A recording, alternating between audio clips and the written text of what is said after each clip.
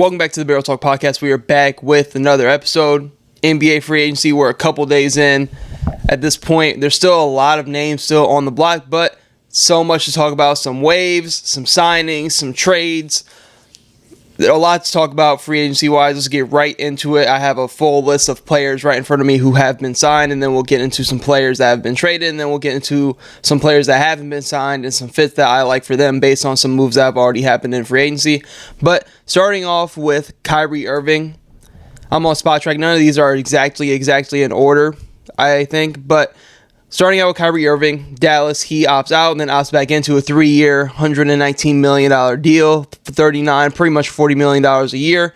Makes sense for Dallas to keep him around long term, fits what they're doing. He's going to probably be back in, I would want to say, sometime in February, maybe March, depending on how Dallas is doing and how they address the point guard position in free agency. They picked up D'Angelo Russell as well to kind of cushion the blow going into next year, which I like them going more of somebody that can score and shoot the ball and create his own shot rather than getting somebody who's more of a 3-and-D guard because they do need a little bit more offense. There's going to be a lot of pressure on Cooper Flag right away without Kyrie Irving there. I know you have Anthony Davis, Gafford, Lively, and all the depth in the wings that they do have, but they need a little bit more scoring. I like them going out and getting D'Angelo Russell because he can be a little hot and cold, but when he's hot, he's hot. But Kyrie Irving, 3 years, $40 million. This is the contract I expected him to get at the start of free agency. Next, going into Fred VanVleet. Him opting out and then getting a 2-year, $50 million deal, $25 million per year. This makes complete sense to me because when I talked about the Kevin Durant trade, I felt like if they were to add somebody like Kevin Durant and then lose somebody like Fred VanVleet, two completely different players, yes, but I do think Fred VanVleet's value as a leader in the locker room and what he's been able to do to help change Houston and get them to this position right now. I feel like he's somebody that you desperately needed to keep, and a veteran leading the way with the ball in his hands. I feel like it's something that you need to pair with Kevin Durant with all the young pieces that you still have developing, which I think is a great contract for him. 2 years, $25 million per. I don't think it's a bad contract at all. Now getting into big-time trade. Well, not a trade, big-time signing. Shockingly, going to a rival, Miles Turner signs a 4-year, $107 million contract, about $26 million per year, almost 27.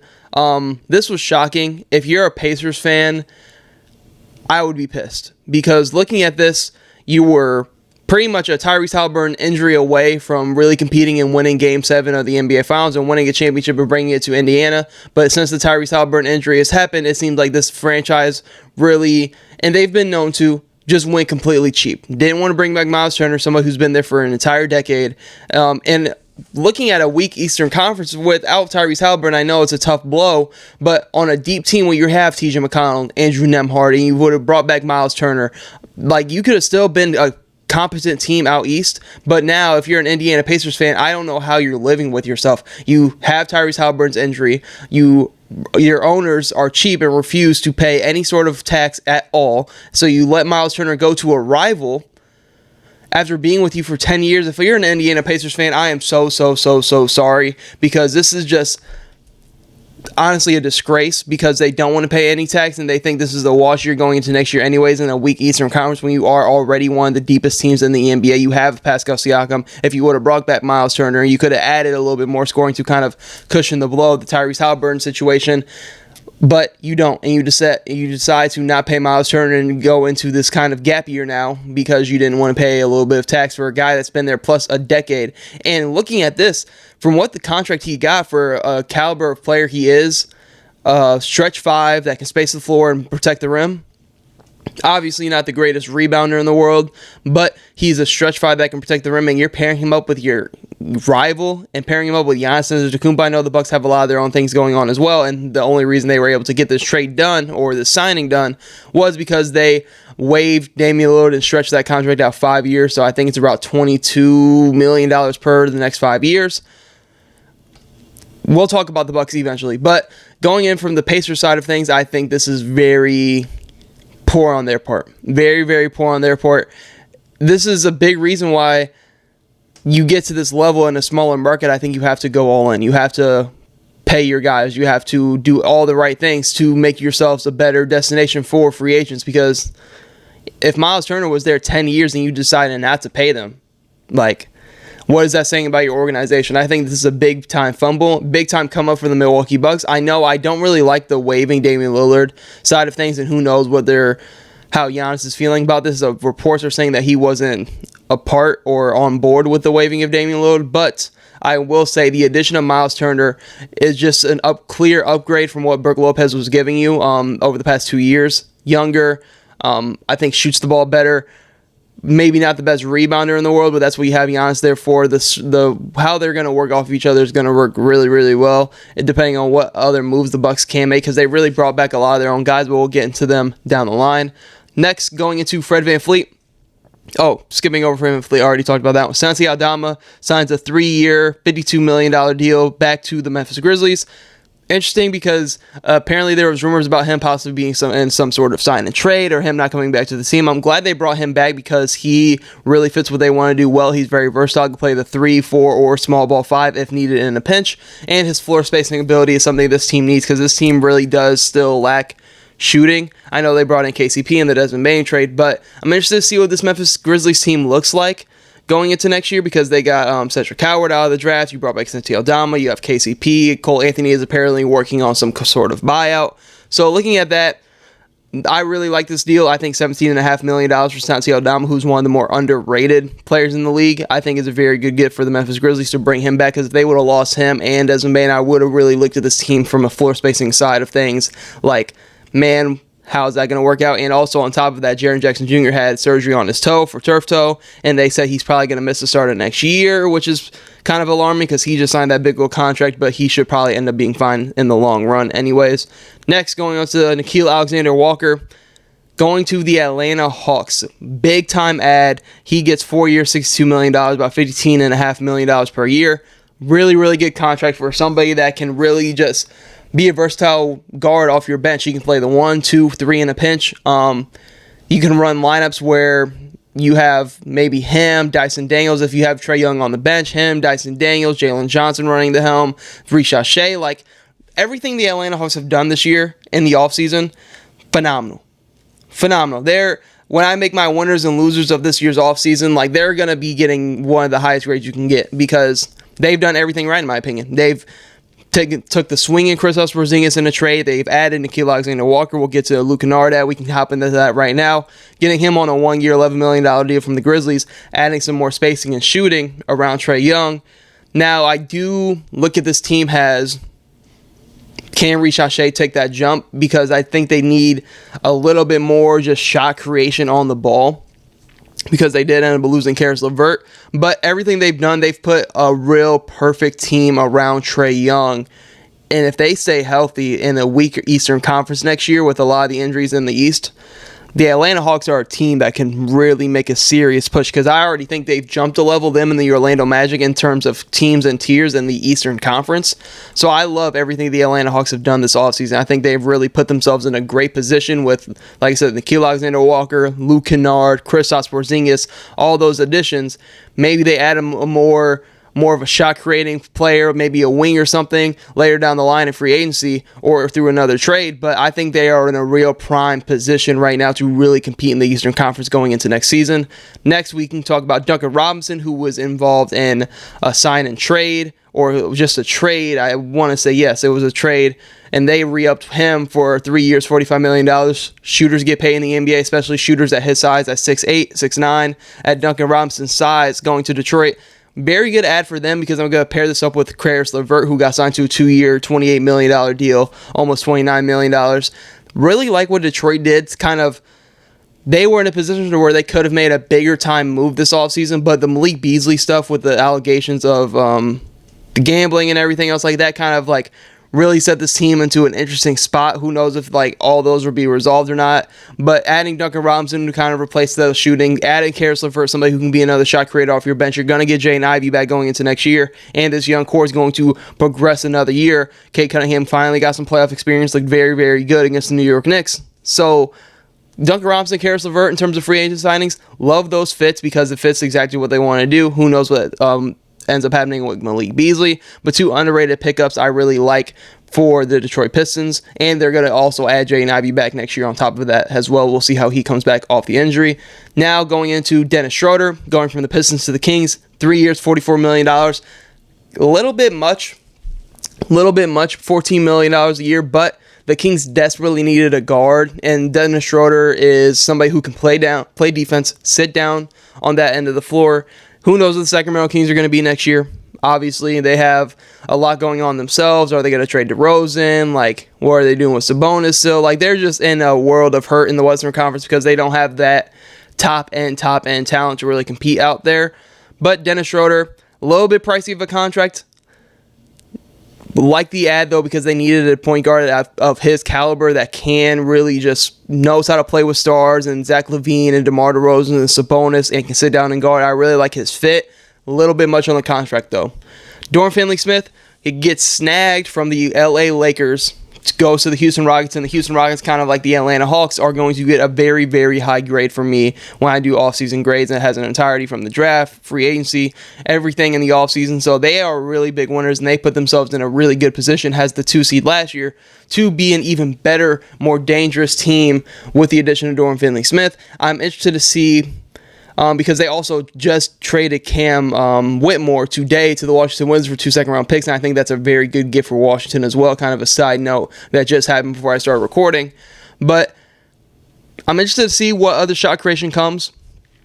Obviously, you have Kevin Durant. We'll see what Reece Shepard does in year 2.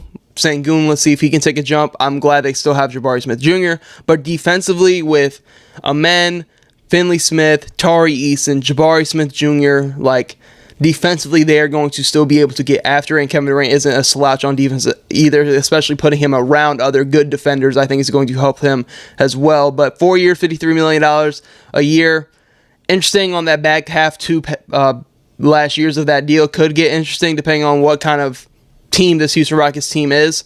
But Dorian Finney-Smith, especially stealing him from another Western Conference team that could be a playoff matchup, could be just a team in the playoffs, another team out west that's going to be hunting for a playoff spot. You're taking away their best perimeter defender and adding it to what you already have, which is probably the best perimeter defenders in the league in terms of Amen, Tari Eason, and Dorian Finney-Smith. You can't really ask for a better tandem on the wing and on the perimeter defensively out of those three, especially in the Western Conference with who they're going to be matched up against. But really great ad for Houston. Houston, like the Atlanta Hawks, have done everything right, in my opinion, this offseason. Come getting Kevin Durant, bringing back Fred VanVleet, stealing away Dorian Finney-Smith. Next, going on to Davion Mitchell. 2 years, $24 million. Really like this deal for the Heat. I thought he was a great guy for their culture. I feel like he can still progress, and he just screams Miami Heat to me. Brought him back on a really, really good 2-year deal. Luke Cornett gets paid 4 years, $41 million to go to the San Antonio Spurs. A little bit much, 4 years, bit much for me, but they needed an upgrade at that backup spot next to Victor Wembanyama, and we've seen a little bit more versatility out of Luke Cornett, especially this past year in Boston, to where you could put Wemby at the 4 and Luke Cornett and have some fun lineups and have just a ton of rim protection and shot blocking ability out on the court with Luke Cornett and Wemby. He's a little bit more versatile than people give him credit for. 4 years, $41 million. $10 million a year isn't crazy. It's definitely a movable contract down the line depending on what the Spurs want to do, but I like them addressing that need in free agency. Next, going on to Sam Merrill. Goes back to the Cleveland Cavaliers, $38 million over 4 years. Interesting because they decided to keep Sam Merrill and lose Ty Jerome, which is the next sign I'll talk about, kind of pairing these two up. 3 years, $27 million to go to the Memphis Grizzlies. Interesting fit. I think Ty Jerome came out on his, I want to say IG, and his like kind of farewell post to Cleveland, saying that like there wasn't really an offer for him to stay, and it was always just him getting out of the door. I think it's interesting because if you're Cleveland, and we can kind of wrap this in because they did end up trading for Lonzo Ball and for Isaac Okoro, Ty Jerome being off this team kind of makes a little bit more sense because of the addition of Lonzo Ball. I know Lonzo Ball's had his injury concerns as well, but Ty Jerome and Darius Garland, their games are like too similar, and you can't really, it's so hard to play like both of them at the same time, and he's meant to be a backup, but I'm glad he's going to a situation like Memphis. But it's also interesting because it's in the same dynamic to where they have John Morant, Scottie Pippen Jr., who's been really coming alive this past year. Like, where's the fit gonna lie with them? Like, I feel like this is such a weird fit for Ty Jerome, because John Morant and Scottie Pippen Jr. aren't really two guards, so interested. This is probably the most surprising like signing I've seen. Kind because I just feel like there's a lot more ways that Ty Jerome could have gone in terms of signing with different teams. I know the playoffs didn't really do him much justice because he got picked on a lot, and I think that's a big reason why Cleveland wanted to move off and go get a bigger guard in Lonzo Ball that won't get picked on like a Ty Jerome. And I think his game compared to Darius Garland, they play a little bit similar.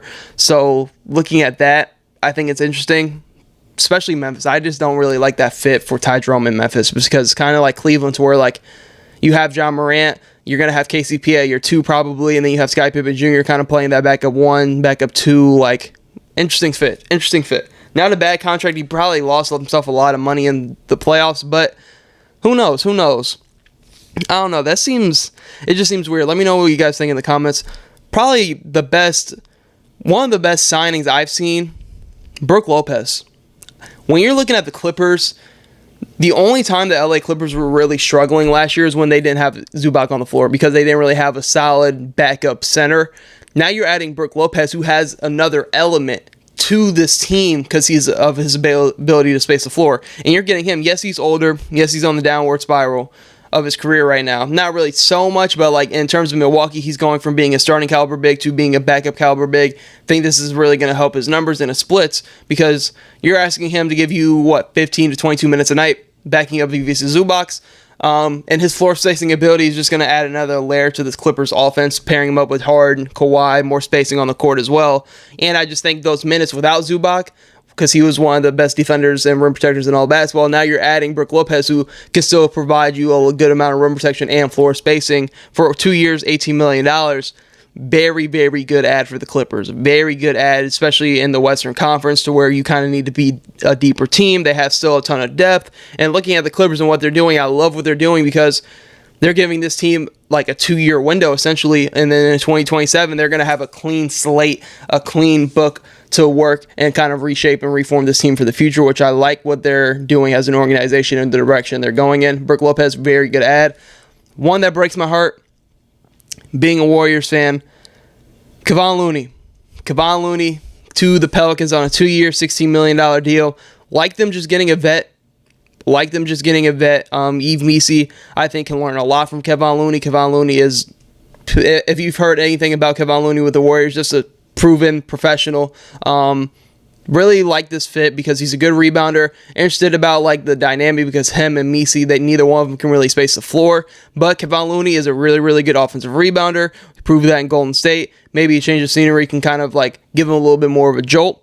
But he's going to be a vet to Yves Messi. I think that's going to be a really good pairing and kind of molding Yves Messi into being a really, really good starting center in this league.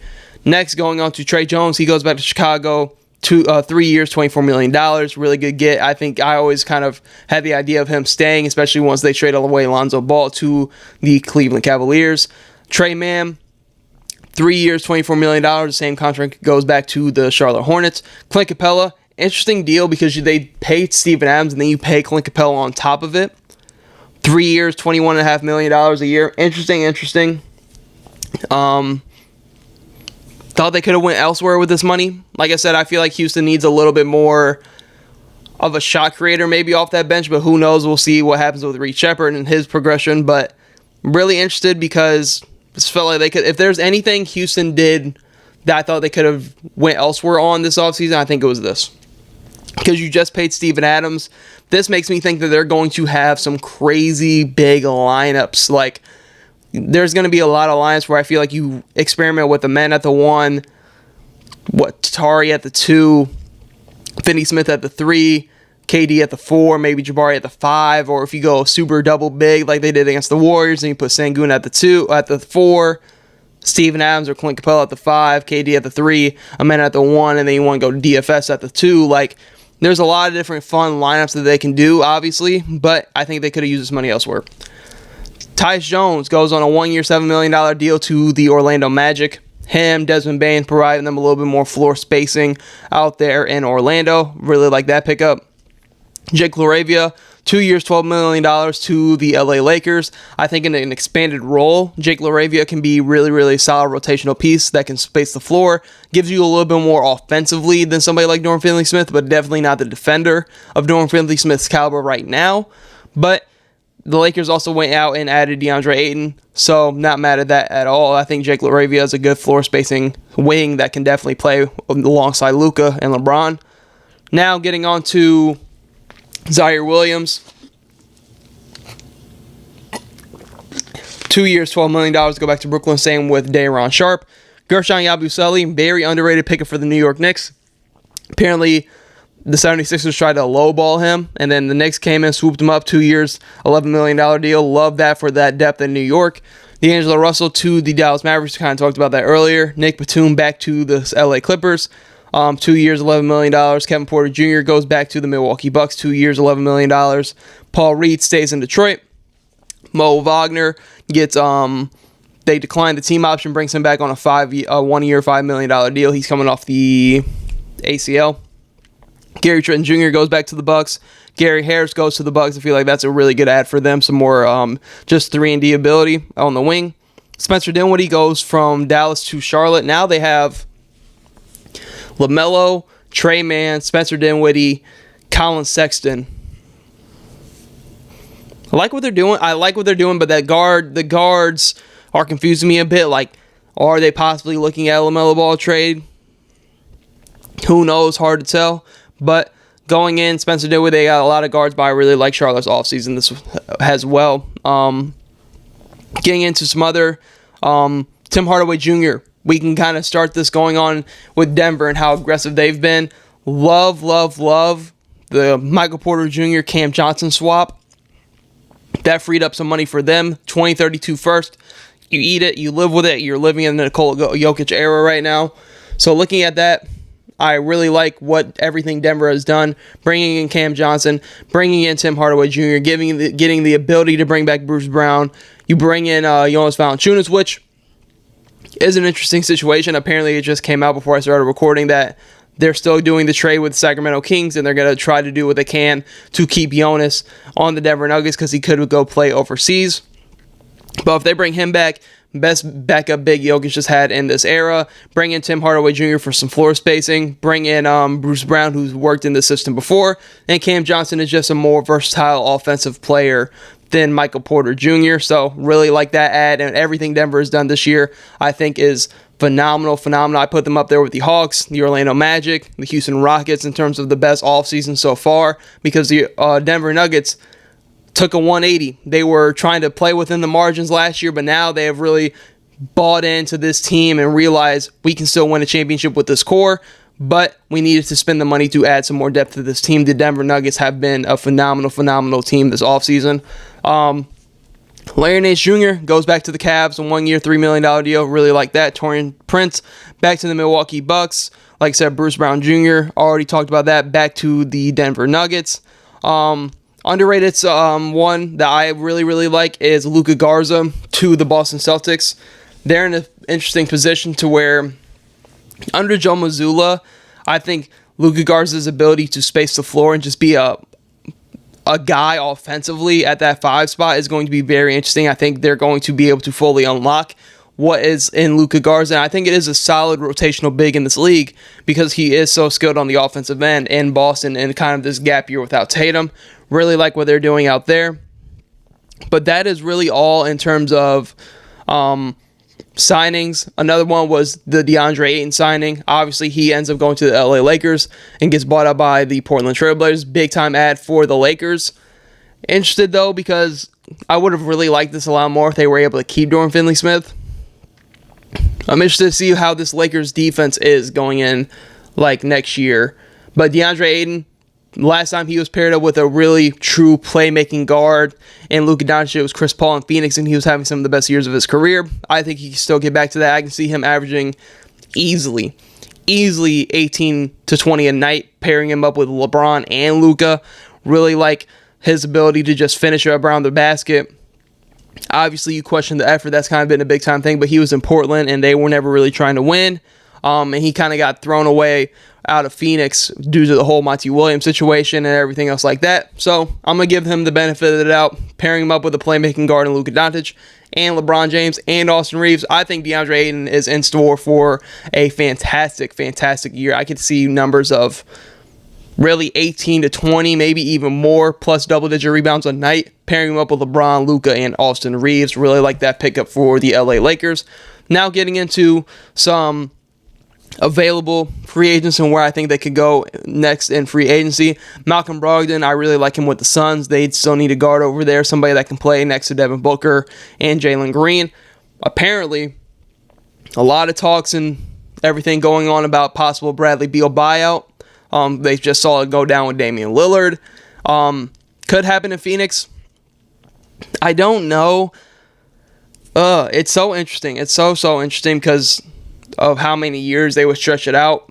I don't know. That would be a very desperate move by Phoenix, but I think they end up keeping Bradley Beal in the long run. Just to ride that contract out. You're better off just riding that contract out, making things work for these 2 years and being good instead of just buying him out. But if he does get bought out, man, he's going to get a lot of people calling his phone. Because I don't think Bradley Beal is washed by any means. Next, Chris Paul. Man, this is... Because so the teams that were interested were the Clippers, Suns, and Milwaukee. I think Dallas was in there a little bit, but they brought in D'Angelo Russell already. Chris Paul is interesting. Like him and Malcolm Brogdon with Phoenix, I think Malcolm Brogdon might have a little bit more juice as a starter right now than Chris Paul. But I think Chris Paul with Milwaukee would be very, very good because they don't really have a true point guard over there. And I think he could do wonders for Milwaukee. Clippers could be interesting, pairing him up again with James Harden. Getting him back with the Clippers to kind of finish his career out, I think would be a good touch.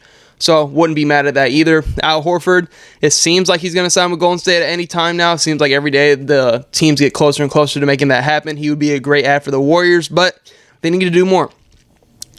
They need to do more than just adding Al Horford.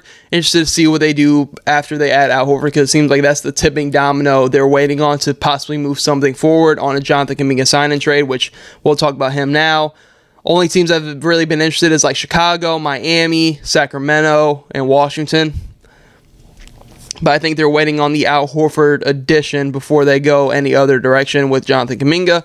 Josh Giddey, I expect to sign back with the Bulls at some point on a long-term contract. Trey Lyles is an interesting one. He's somebody I think the Warriors should go after, a wing that can space the floor. He's an underrated guy in free agency, in my opinion, with his ability to space and play multiple positions. See who else is on here. Malik Beasley, who knows what's going to happen with him. He's probably going to lose out on so much money after this past year. Amir Coffey, somebody I think is very underrated, a very good free agent add that can add some depth to a team. Russell Westbrook kind of in the same category as like Chris Paul. One of the teams that I think should be very, very interested is Russell. I think the Pacers should go get Russell Westbrook. With how they play, I know he isn't the most non-turnover guy like Tyrese Halliburton, but with the way they play and the pace up and down, I think Russell Westbrook can thrive in a system like Indiana that moves the ball, spaces the floor, has a lot of ability to get downhill. I think he would be a really, really good fit in Indiana compared to a place like Milwaukee. If I'm Denver, I'd bring him back. I really like what Russell Westbrook gave them last year. And if you add, now you have a bench unit of Westbrook, Tim Hardaway Jr., if they're able to keep Jonas Valanciunas, you have Bruce Brown still, you have Peyton Watson still, like really, and Julian Strawther, like then you have a really, really deep team out west in Denver. But if there's a sleeper team, I really, really like Indiana. I've seen the Suns in there as well. Interesting. I think he fits a little bit better with the Suns spacing because the Suns have a lot of shooters. Jalen Green, Devin Booker, and he can kind of give them an identity. Him and Dylan Brooks, I feel like would help reshape and bring this Phoenix Suns team some more life. Couple of other ones. There really isn't a whole lot left in free agency. Isaiah Jackson, interested to see if the Pacers want to bring him back because now they're in a hole at the center position without Miles Turner. Interested to see where they go that route. I know that today that they just traded for Jay Huff from Memphis, so that's interesting. Quentin Grimes, who knows what Philadelphia is going to do with him. Cam Thomas, a bunch of restricted guys are still on the board. Just 1 weekend of free agency pretty much. Interested to see what they do with him. But that is really it for free agency right now. A lot of it is kind kind of 1-year deals waiting to happen and a kind of a bunch of restricted guys. I still see a lot of potentials for signing trades with like Cam Thomas, Jonathan Kuminga. There's still a lot of really good, valuable free agents out here. It'll just be kind of now it's to the point where all the big fish kind of have gone in free agency and a lot of the bigger time moves, and now you're going to start to see like smaller, underrated moves happen with these remaining free agents. But that is all I have for this episode of the Barrel Talk Podcast, recapping this free agency so far. I can't wait to do my offseason grades for a lot of the teams. Like I said, teams like Atlanta, Orlando, Denver, and Houston are at the top of my list in terms of offseason role winners, in terms of the draft, free agency, trades, the whole nine. But that is all I have for this episode of the Barrel Talk Podcast. Hope to tune in to future episodes.